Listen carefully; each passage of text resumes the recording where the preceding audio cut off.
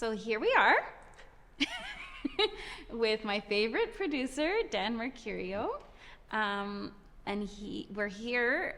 It's interesting, we're here in the same space that we recorded the Bach sonatas and partitas. Yes. And first of all, Dan, do you remember when we first met? I do remember it. We were working on the Bieber Mystery Sonatas, and I was very intrigued by the way that you dove into the emotional content of the Mystery Sonatas and viewed them through the different perspectives of the characters involved. And so yes, I remember the way we met very well. Yeah, that was a big project for me. And I was, as you know, I'm quite intense about the projects that I do.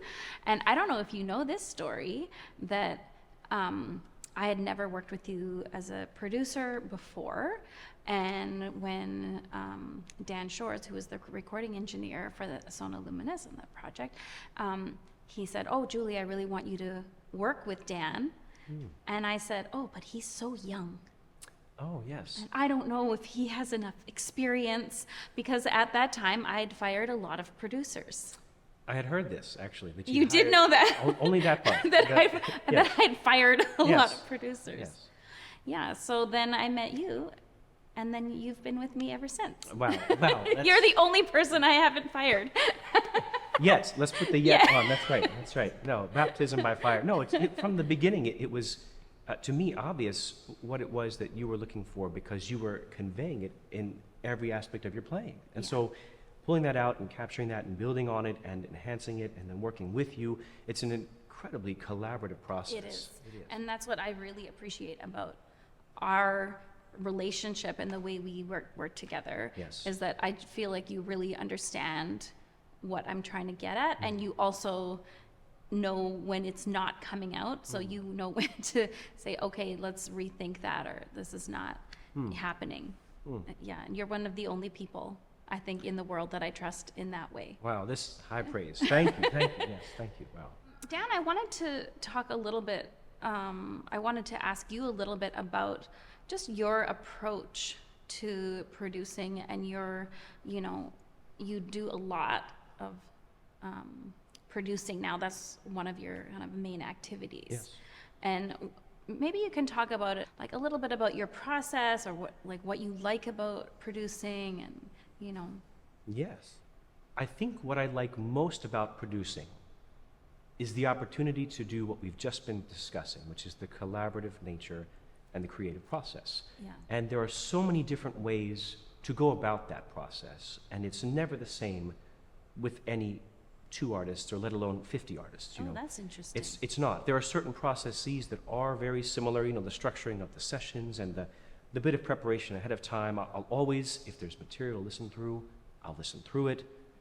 I always ask for, if there are archival recordings and things like that, Yeah. and all that stuff is sort of obvious. The less obvious is trying to get to know you, trying to get to know the artist, the individual or groups of folks with whom I will be collaborating, and understanding what it is about the music that makes them excited, what they're hoping to convey to the listener, and then the ultimate sort of surrounding environmental aspects that contribute to the overall success of the project. It's those sorts of things that guide and influence the entire recording process for me as we're going through the technical and the musical choices attached to it. Mm-hmm. Now, one of the things that I admire about you is that you have an incredible attention to detail and an incredible focus. So throughout the day, and sometimes we have had very, very long days of recording that are sometimes broken up by construction noise, or kids coming home from school, or buses. And how are you able to keep that focus all day long? And is that something that you've developed, or gotten better at, or is that something that just comes naturally to you? Yes, thank you, first of all, but the focus has been something that I've had to sort of work out like a muscle, and the ability to concentrate very highly for periods of time, and then allow yourself to be off whenever you have the chance. So on a small break, or if there is construction, you sort of retreat inside oneself, and then come back out, so you're always at this ability of recognizing what is most important at any given moment and making sure that that's what you're going after at any time. Because it's really incredible. Like sometimes I lose it, but you never seem to lose it. Thank you. It hasn't always been this way. There's certainly plenty of historical moments I could describe that I certainly sort of woke up and said, oh, what are we doing? Why are we even recording this anymore? You know, but you know, as you go through and do something over and over, you learn little tricks about yourself, you know. And so as I described, sort of getting to know the artists or the folks with whom I'm working, getting to know myself as well and the things that I need to be able to show up and serve you the best, that's as equally as important. Now I want to talk to you about one kind of special day we had in our Bach recording project. And this was, you know, as anybody would attest who's tried to record the Bach solo violin music, it's incredibly challenging music, you know, in the best of circumstances. But in both of the recording sessions, we had major challenges. In the first one, I had an injury that I was fighting, plus there was construction all around. In the second set of sessions, I had a really terrible flu, and I had the fever, and I was coughing. I felt terrible, and I was sort of okay. And it was also it was the middle of January, and you know you can't have the heat on in here. Anyway, so I was sort of fine until day 4. Day 4. The infamous day 4, and I'm usually, you know, intense, but also like pretty focused and, you know, positive during recording sessions, and I completely lost it. And we were recording the Chaconne, and I think because it's such an important piece of music in the world, I had such high expectations for myself of what I wanted to sound like, and I had just been performing it right before, you know, the week before, and I thought I was sounding really good. And we got to the session, and it was like I couldn't play the violin anymore. And you kind of dragged me through that day. And when I listened to the edits back, you know, my attitude was horrifically bad. Like it was terrible, like absolutely terrible. And, you know, number one, thank you for not walking out on me that day. But number two, I just want to know, like, what's your approach? Because I'm sure I'm not the first person to have a baby fit in a recording session. What's your approach when you're working with artists who have, you know, completely lost it?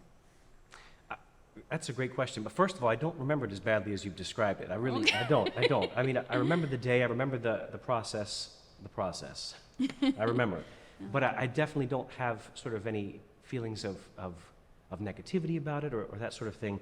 What I remember most is that it was imperative that we talked about focus. It was imperative that I sort of maintain that focus no matter what was going on with you. And everything that was accompanying the recording of this made it completely understandable to me that this was a challenging day. The piece, the circumstances, the cold, the physical malady, you know, all of this.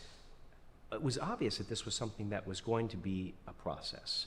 And so I've definitely had other folks as well that have sort of, in the bearing of one's soul so intimately, it's a process that is scary and revealing and also incredibly beautiful and exquisitely necessary to create art of the highest caliber. And that's one of the things that I admire about you so much, is that you're willing to go in and bring that out and show that and share that. And so in the process, I am honored to be included in all of the other work that goes along with that during the recording. Aw, and that's why I don't fire Dan. That's You know, I also wanted to ask you a little bit about the, you know, just the technical work that you do. And we'll show a picture of a score page that with like all Dan's annotations. And you have a very, you know, you have a very unique way, I think, of annotating a score. So sometimes we were just saying, you know, one of the movements I had up to 100 takes of something. That's right. How do you keep track of all the takes, and how do you know which is going to be the good take and which you're going to want to use later and all that stuff? That's very good. when I was just starting out doing this, I was aware of the amount of time it took to write the number beside the take every time I wanted to make a note about it and then therefore try to recall it later. And so it was suggested to me to use different colors and have each color correspond with the take number. And then throughout that process, I developed a system of shorthand that allowed me to very quickly mark in a score. So in a fast passage, I know this note is flat, this is not together ensemble-wise, this isn't moving where it should, this is moving too much, all these sorts of things.